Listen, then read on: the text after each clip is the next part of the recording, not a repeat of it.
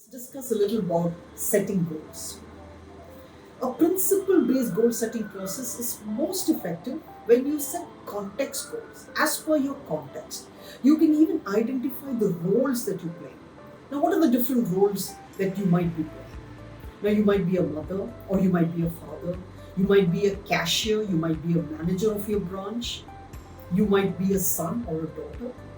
Now, the kind of roles that I'm playing, I'm the managing director of my company.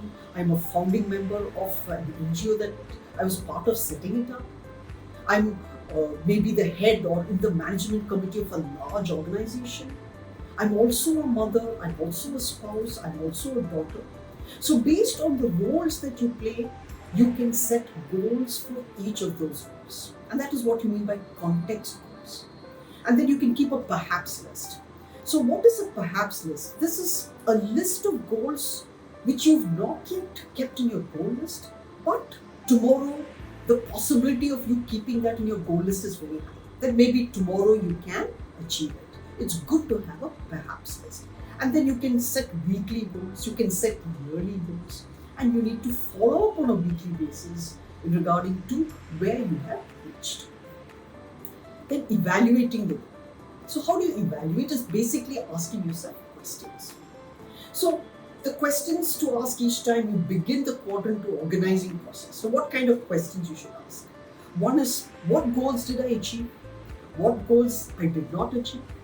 What are the challenges that I crossed? How did I overcome these challenges? Now, was accomplishing these challenges the best use of my time, or I could have used my time better doing something else? How much of time was spent in each of these quadrants? That's a wonderful exercise if you identify how you spend your time. So make a list of how you spend your time, what time you get up in the morning, what time you have breakfast, after breakfast what do you do, what do you do in the office, what are the activities that you do in the office, what time do you leave home, after you go home, how do you spend your time? Do you spend it with your family, with your children, or do you spend your time watching Netflix? What time do you have your dinner? What time you go to sleep?